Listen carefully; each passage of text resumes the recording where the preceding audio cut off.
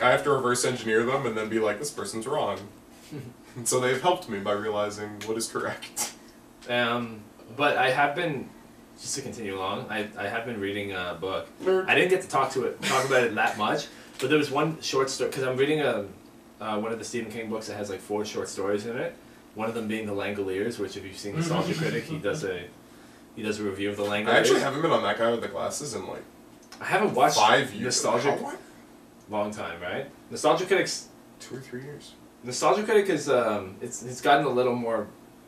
I mean, it's gotten better, I guess, like in terms of quality. Yeah, because it's just be him sitting at a desk being like, "Why is it like this?" Now every one of them has like their own like tiny little story arc Nostalgia that like Critic relates to the movie that he's reviewing. That's kind of cute. Yeah, no, and it's cool and stuff. Just like I remember one of them because like he started with like a new season after he like took it out. So he's got a new intro where like he's put together all these different clips. Like it's like a show intro essentially. Yeah. Yeah. It's got all these cool clips from his like past episodes he's done where it's like totally outlandish shit. I Just always like love. Go ahead. But like one of the episodes, like for one example of like one of these little tiny story arcs. One of these episodes, it's like a Thanksgiving episode, I think, is when he's reviewing Stephen King's The Shining. And throughout that review, he's slowly going insane and acting like the character in The Shining. Right.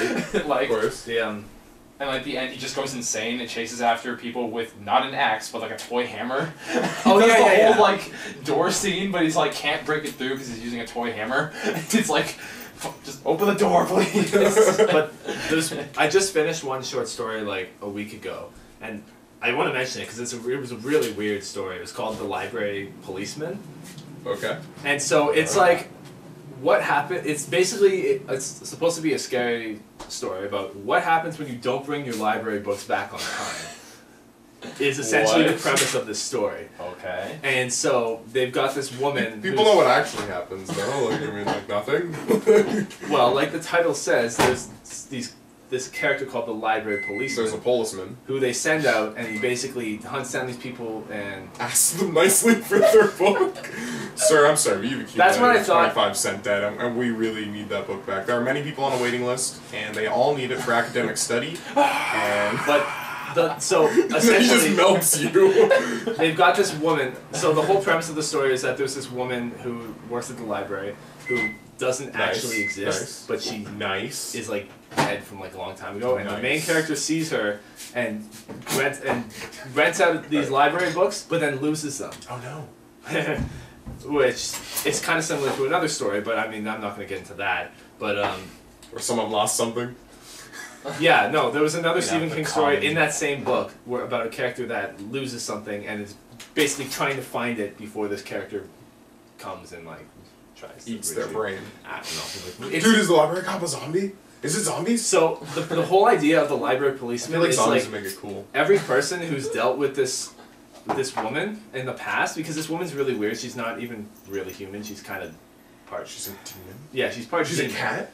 Yeah, she's a demon. She's like Yeah. they like to refer to her as like the devil incarnate, I guess. Whoa. So why there's this would one the devil be in a library?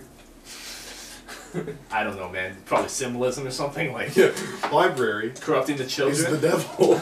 So, and that like the second half of the story is really strange, and then like by the end, so the whole premise is that there's a library policeman, and like all these different characters have their own different interpretation of the library policeman as some sort of like dark moment in their past or something like that. Like they kind of.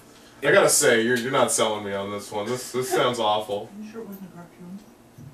No, why? It's like sounds like a cartoon I watched. Cameo from That was Mom. Mom.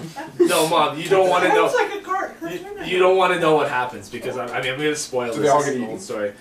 No, this is A giant spider come out it's and happy kill ending. everyone. They kill her and she moves on. So Does she so become this a woman, gigantic, this like, this puppet? woman, there's this older character who tells this insane backstory about how he knew this woman. They used to be lovers and stuff like that. But she was also doubled as this like demon mosquito that like sucked out the This really is a Stephen King story. that sucked out the tears of the kids and they didn't feel fear or something like that. You It said this was a really Stephen weird. King story? Yeah.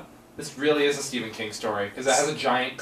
Oh no, freaking Carter! It evil gets more monster messed up. as So the main villain. character apparently is reliving this nightmare that he had as a kid, where he went to the library as a kid and saw this guy who was dressed like in a trench coat, and he said that he was a policeman, that he was looking for like because the kid was going to return these books, and then the guy's like, "Oh, come with me, I'm a policeman." Oh. And Bad touch. Bad touch.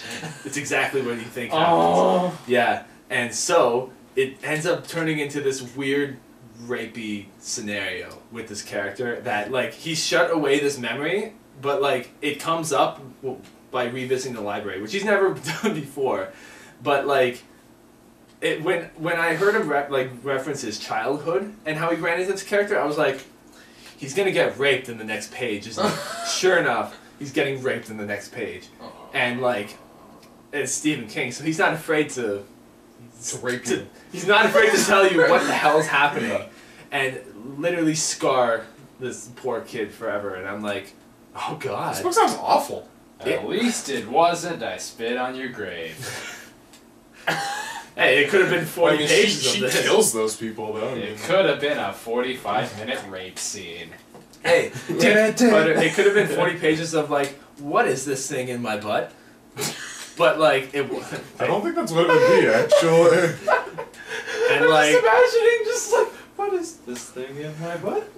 Just that should be the name of the story. What is this Should thing? be the name in of my our butt? podcast. what is this? Welcome back to What Is This Thing in My Butt? The What is this thing in my turns out ass podcast? I just had a really good shit. I did I ever tell my not did I ever tell the story about the guy the time someone told me they were a taxi? Did I ever tell that story? What? They told you they were a They taxi? told me they were a taxi. Well, As in when I like- finish this story, I'll let you finish it. But so yeah, It wasn't me. I guess they fight off the evil demons, win, and they return the library books. It's a fucking stupid story. So in the end, nothing gets done. So in the end, they return the library books as they wanted to. They weren't even the original library books. The guy like flew to this other city, purchased these Maine. library. Yeah, it was probably It was Maine. Maine? I mean, Was it Maine? That's what I I thought. don't know. Purchased Take a another shot. set of library books, brought them back, and was like, "But these are the library books, okay? Like, I'm giving them back." And I'm like, They would have. They would have grid. yeah, they would have the grid on the first page that told you who signed the book out, you dumbass. And these were brand new books. I mean, if you're like, you could just say like, "Hey, I lost the book. I would like to replace them with these copies that I bought." That like, they'd probably love you for that. And so, and there's like certain triggers in his past that he starts to remember, like Trigger. like for example, there was this like when he was a kid and he was going to return the books, he remembers like eating red licorice, Okay.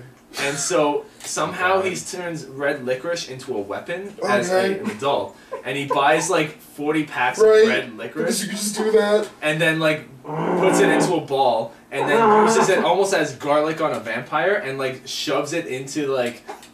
So the woman starts to turn into like a mosquito demon, shoves this red licorice into her mouth, and she literally fucking suffocates and dies. I kind of like the idea of a mosquito demon. I might use that in Exalted.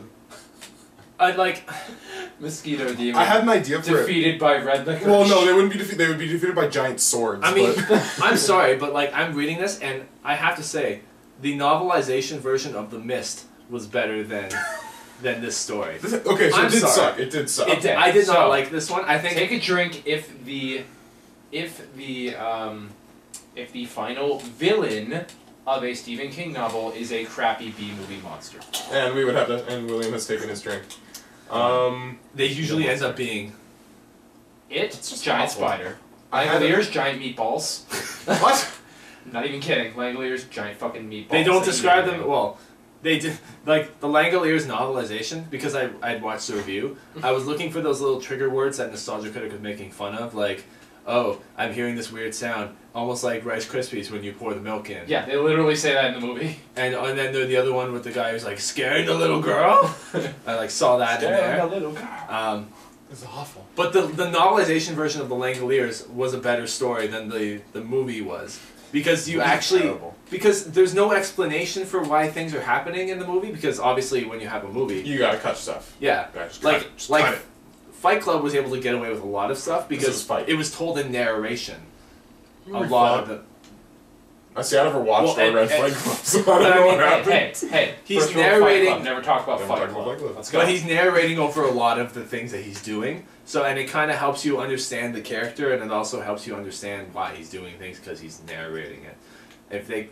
If for some of those books they threw narration in, where it was, like for Fight Club it works, but you couldn't necessarily do that for all books to movies, because it would just take away from it would take away from the movie, and yeah, so that's I wanted to talk about that story because it was just really weird and yeah. That kind of reminds me of. Yeah, it like, reminded Mom of a cartoon, all right. Yeah. No, that reminds Say no me to drugs. the whole thing about like cutting stuff out or like changing things for